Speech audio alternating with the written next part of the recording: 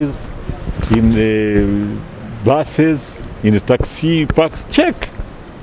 Even border. If you are carrying someone and he has a bag, you have a right to say, what are you carrying? If he doesn't want to show, leave him. That's the vigilance here. If I take you back about on the issue of killing the key suspects, let's call them the prime suspect in the matter. Isn't it killing the evidence if at all you are going to prosecute these people in court that the key suspects in those terrorism or bombing and what they were killed, isn't it killing justice to the people? I have told you that our intention is to arrest and keep them. We are more interested in these people than anyone else. We are more interested in these suspects, these arrested people, more than anyone else, because we want information. And that is why we have 81. Only 7 have died, and they died because they were running away, they were fighting back. But 81 are with us and they are giving us information. So who is funding? What threat does it pose to the country in the situation that now you mentioned? How to say Ugandans? These are things which we see in the movies. Yes, there are 2 versions here. There are children who are confused. They indoctrinate them. You heard of a word called indoctrination? They just play on one's mind and he believes that when he dies, he's going to heaven. They confuse them.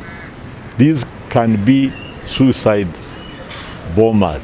However, there is a very, very strong likelihood that actually they are not suicide bombers, but they are manipulated.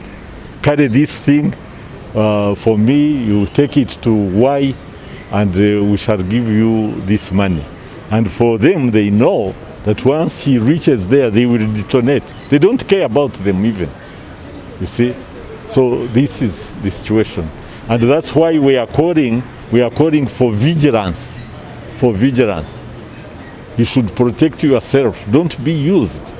Don't be manipulated to be used, and you could lose your life and kill very many innocent people. Who is funding this? They are funders. There is something called Islamic State of Iraq and Syria, IS. They have come here in Africa. They have been in West Africa for a long time. Now they are introducing another one, Islamic State of Central African province, which includes Uganda, Kenya, Tanzania, Rwanda, Burundi, DRC, Congo, up, Malawi, Mozambique, up. Those people have money. Some of these bombings they are making is to make accountability for the money they are getting. They are there enjoying the money and using our children, manipulating our children, that when they die they go to heaven, but for them they are in heaven on earth, enjoying that money where they are hiding. Minister, someone may ask, how serious is our security? Because people are saying when such incidences come out, that is when the security come out. Do you assure the country that security is ever tight in the country? What can you say about that? Security, we are here. Are you terrorized? Are you scared? You are here with me. You can see everybody is going about their business.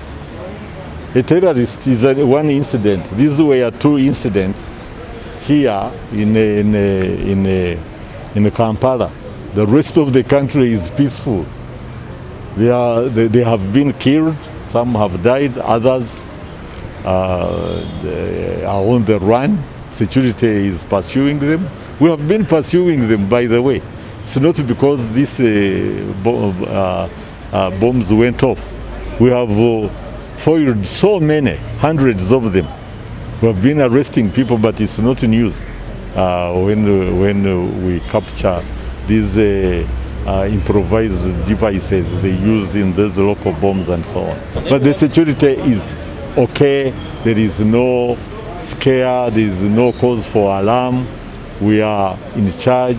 The security in Kampala is normal. As you can see, even when you go to CPS, life is normal. even on this parliamentary avenue. Everything is okay. I wanted to also understand what kind of explosives are they using? Where are they getting these materials from? There are no more things available here. It's right to advertise how they make these bombs, in my opinion. But they use local materials and so on, except some vests, which they smuggle in, the suicide vests. Yeah. Taking some new deployments more. All we call for is vigilance. I have repeated this. I don't know whether it is thinking. It is about yourself. Don't be manipulated. If everybody cares about his own security and the security of others who are, people who are in charge of public places, they are vigilant, then there should be no cause for alarm. You understand? Thank you very much. Because yesterday, in one of the tweets from His Excellency, the President mentioned that there were some terrorists. They live here. They live in Eastern Congo. And once we manage to dislodge them there, then they will follow Konyi, Arisarakwena, Itongwa, Chirimutu, Foba, everything, all these groups that have come and gone. They will also be gone. Did this attack take you unaware? No. ADF, we've been talking even to the press that ADF is in the Eastern Congo. We have been undermining their capacity. Of course, once in a while they make a breakthrough, but many of them we have managed to defuse them. You have a plan as a country. Measures are being taken, including collaboration. And then my last one. Your first indoctrination. It's a game of ndowooza bano baakubye bbomu kumpi ne palamenti baayagadde okulaga ng'ezimanyi gavumenti muveeyo mutaase abannayuganda tuluddewo nga tuleeta ensonga zino ku floor ya palamenti nga mugamba yo handling pulezidenti lumu yabayita embizi kakati ezino embizi eziyongedde okusembeera ne zeeyongera ne ziyina amaanyi bwe ziba mbizi bazitwale mu lufula.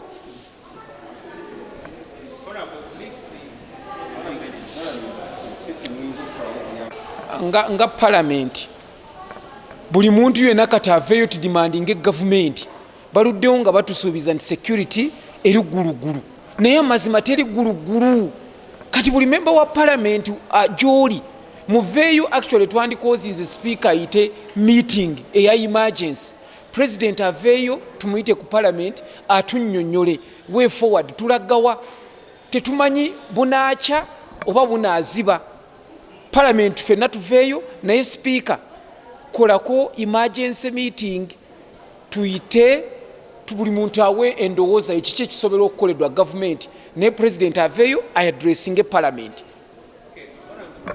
Almost the president should come before us to explain, to give us assurance how Ugandans are going to survive in their country.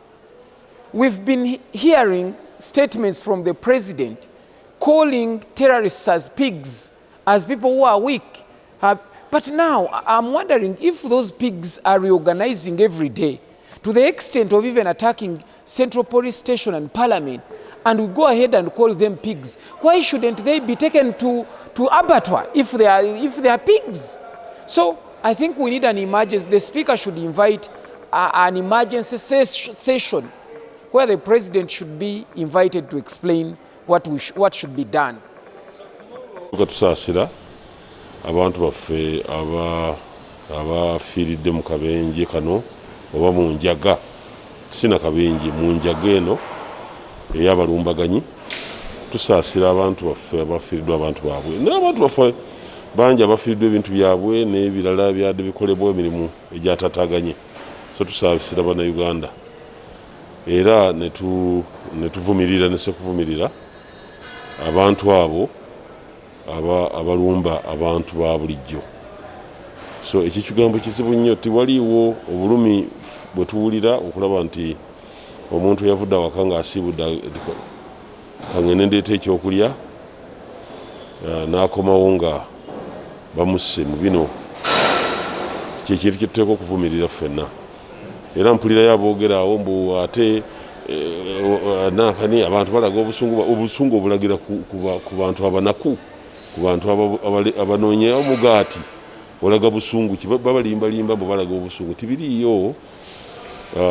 Twagala abantu baffe mwegatte ne gavumenti n'ebitongole ebikuuma eddembe.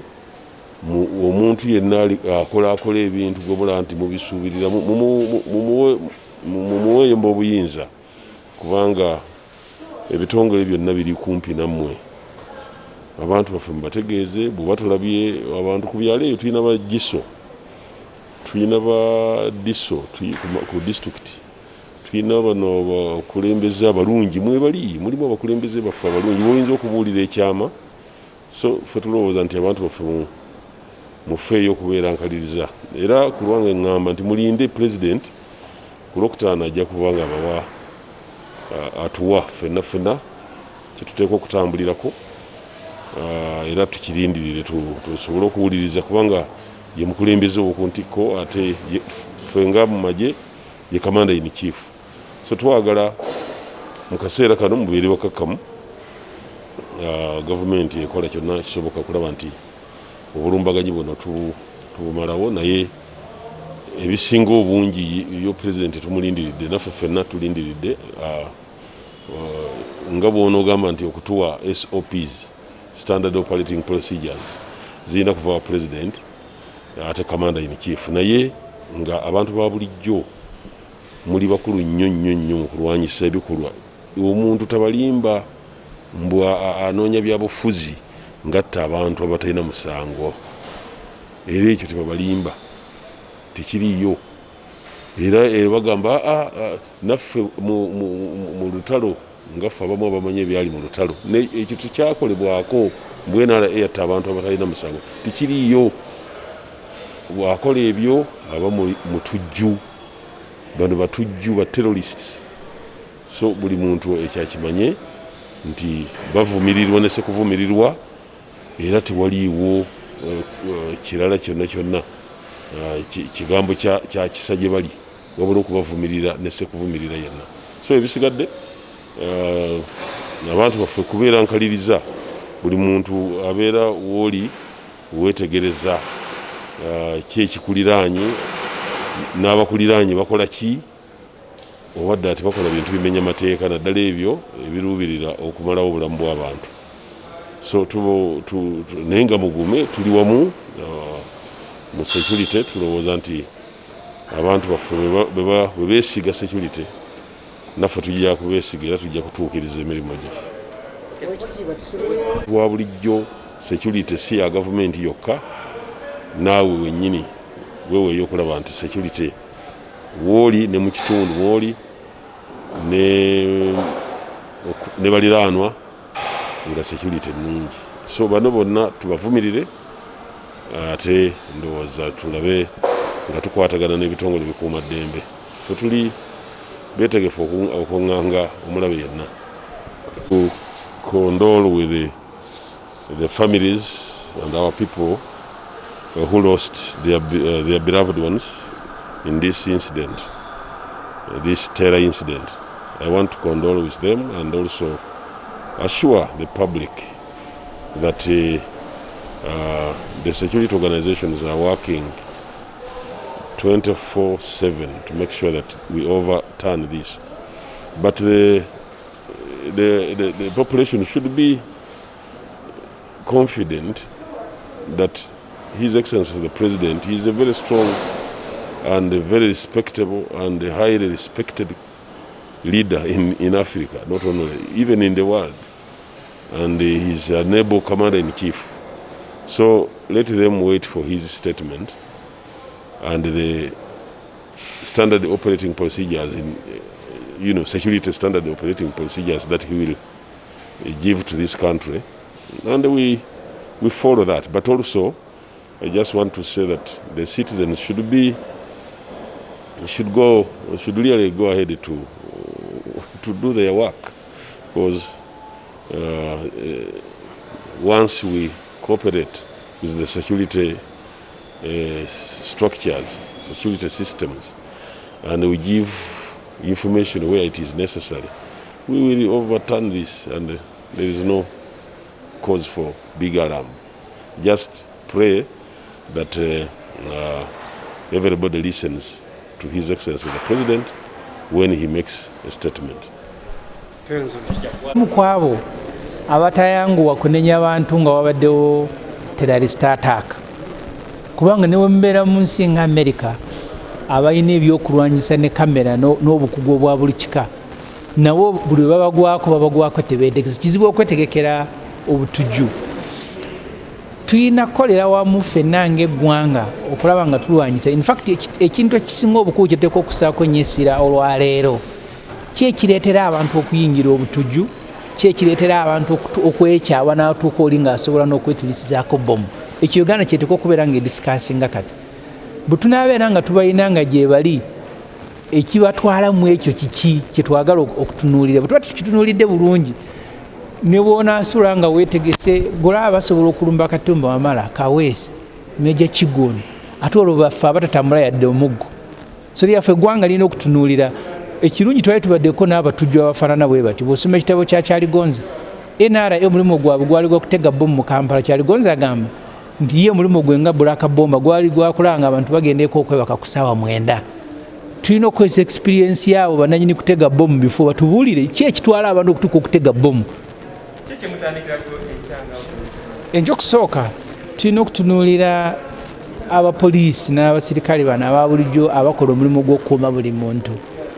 Bwe tufulumya ssente ez'okukola surveillance ez'okunoonyereza zibatuukako oba zifuuka za kugulira bakulu mmotoka kati mbayiseeko bale buli mupoliisi beeyongeza balina bbiri. Oyinza okugaa nti obulamu obwabwe bwa mugaso nnyo okusinga obw'abantu abalala bonna mu Uganda. N'ekyati tulina kuteekawo paniki. Abatujju ekigendera kyabwe kya kuteekawo embeera ya bunkenge. Kati amakubo gonna bagagadde, palamenti nzigale. Olwo omutujju gyali kati ali mu kucelebratinga. Tulina okulwanyisa obutujju naye ng'obulamu bwe butambula. Naye bw'okkiriza embeera gye bakutaddemu manya nti olutalo olusooka bakuwangudde. Siraba okigazizaawo palamenti lwaleero, siraba okigazizaawo nguudo. Ate bw'oggalawo enguudo ate n'oddira ezimu ate n'ozipakirako abantu bangi nnyo ne babeera mu kavuyo. No sense. You see, policemen with themselves died with their guns. So you want a sharpshooter to do what? How many did Kaweesi have and General Katumba Wamala? We just need security for every citizen, not for a few individuals. In fact, that's how the terrorists take advantage. Because the moment, and I've seen that in Kenya, in Nigeria, where high-profile people think their lives are more important than the ordinary citizen. We just need to provide and fight together. We're in this together. So we can't save only the lives of MPs and generals of the military. We need to fight for everybody. Are we seeing demanding a settlement from internal ministers to meet over yesterday's incident? Of course, tomorrow we will be interrogating our capacity and the facilitation that is extended to ordinary policemen and women who are doing investigation, who are doing surveillance, who are actually the real people who are providing security to everybody. Because even the big men are also being protected by the ordinary policemen. And my sympathy to the policemen and all Ugandans who died yesterday. So we pass a lot of money here, more than 1 trillion shilling now to police. How much of that goes into buying vehicles and backup vehicles and escort vehicles to the senior police officers and military officers, and how much do they give to the ordinary policemen who are doing the actual work? We're discussing as a country and deal with those conditions. But otherwise it will be difficult because the policemen themselves and women became victims. So it's not that they were lazy, but they are dealing with a very, very difficult situation. So we need to deal with discuss the conditions that are driving people, first of all, into rebellion, into violence, to the extent that they can blow themselves up. Some members of parliament. Tuwe biti byeraliikiriza bw'otunuulira abantu beeraliikirivu ne bw'oba otambudde mu kkubo eyo olaba nga abantu abamu tebakoze kyabulabe nkikize mu budde ng'ate tubadde mu mbeera ya covid ng'era abantu bakoseddwa businesses kati abantu babadde bagenda nga abafuna amaanyi ag'okudda okukola ate bbomu zino ne zitandika. Kyendowooza gavumenti kyeyandikoze kukola okunoonyereza okwangu ate n'okunyweza ebyokwerinda bannayuganda baddemu essuubi nti basobola okukola emirimu gyabwe nga tebatataganyiziddwa. naye mu ngeri enjawulo n'okusaba abali mu gavumenti naddala ebitongole ebigaba amawulire agafa ku bigenda mu maaso okukikola mu ngeri y'obwegendereza bannayuganda bategeere ekintu nga kyekyo waleme kubaawo n'agamba nti bano omulala agamba nedda mubadde mubiraba emabegako mu ngeri gye boogeramu nga babeerawo kukontana ku biki ebifulumizibwa ku mawulire. So tusaba communication ebeere nga nuŋŋamu nga ntereevu ng'omuntu kyawulira kyekyo. In English or whatever challenge we might have had yesterday, whatever shock might have come in, it needs to find us strong, it needs to find us calm. Even the biggest, most developed countries with the most sophisticated technologies have been going through this much more. Of course, it's the first time for us. So in the city center, we had one at Rugogo during the World Cup in 2010. But this one was in the city center, so it shook very many of us. But I request Ugandans to remain calm, to remain united, and this is a non-partisan matter that all of us should tackle. All of us should condemn, all of us should unite in giving courage, in giving hope to our security forces. Because when a bomb explodes on that street, where, for example, we have offices of parliamentarians, it's a mix, it's opposition, it's independent, it's so all of us. And for now, I'm satisfied with the reaction of Ugandans from all political shades. It's been very positive, calling for resilience, calling for vigilance. But above all, this, I've seen some people saying the response of the police and what, they did a magnificent job considering the situation that was here.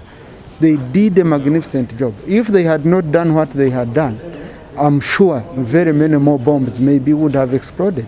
We've seen pictures, we've heard those ones whom they managed to put out of action.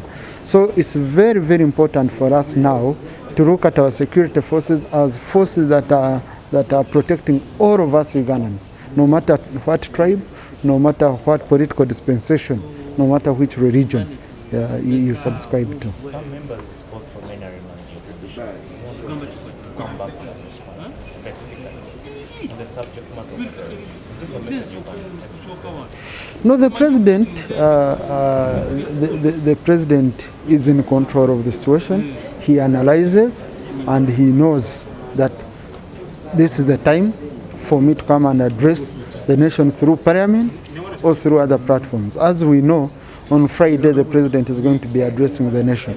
So yesterday we met with him on other matters, and of course we alluded to what had happened, but he was very categorical. He's in charge, he knows what he's doing. So if the president feels this is the right time to address the parliament, to address the nation through parliament, he will do it, and he's always welcome. So, but to me, what is the difference in terms of the message? Any message which the president puts out through any other medium of communication can be discussed in parliament. So I think what is very important is for us, when the house reopens, for us to present a statement in the house as the executive. It might be the prime minister, it might be the minister of internal affairs, it might be the minister of security, but it would be the executive. So we are going to prepare ourselves so that we can give an update on what is happening in the security sector in the country, and that will be tomorrow when the house resumes. Gamba nti kya mubeere n'essuubi ate mubeere bagumu mubeere bamu, kubanga zino challenges ffena tubadde tuziraba. Gano amawanga mangi abantu abamu gye baddukira bye bayitamu buli lunaku, zi America, zi UK, zonna gye banga babeeramu buli lunaku. Naye ffe kino of course kyakute ku mitima gy'abantu bangi, kubanga tubadde nga tetunafuna experience bwe. Naye president yatuwoninga ne security yatuwoninga netugamba nti waliwo sales ezayingira muno za ADF n'abatujja abalala, ate babadde nga bakola nnyo. Omanyi buli kimu government kyekola, especially mu security, si kugamba nti eyita cameras n'eyita media negamba tukoze kino. naye ffe abamu tukimanyi nti security ebadde ekora nnyo singa security tekoze omulimo gwebadde ng'ekora singa zino bbomu nyingi zajja dda mu kibuga muno singa abantu bangi baafadda naye babadde bakola emirimu reports nga baziwa president nga babriefinga abantu abeetagisa kubeera briefed ne zino security alerts zowulira mu British nga British government ng'egamba kino government yaffe badde ekolengana nabo naye ffe yabaffe tetuvaayo kugamba nti mutye kino nono omulimo gwa government gwakuuma buli muna Uganda so security badde ekora nnyo behind the scenes nga etereeza kino ate abangi katubamanyi ne bano ababadde nga bana badetonatinze zino bombs abamu babadde nga babamanyi naye nga bakyali mu kuduka nga government ebanoonyi so kati kikulu kyakulaba nti bonna twongeramu amaanyi okubanoonya bano bonna naye ekirala ye vigilance gye twetaaga nga bannayuganda bano abantu nga omusajja oli awo bisitudde bibaaga ebyo binene ng'otambula ng'ogenda kumpi n'amamotoka neki then zino motoka zetweka ku street siwona buli wamu ndowooza twetaaga twongeremu amaanyi mu bya security.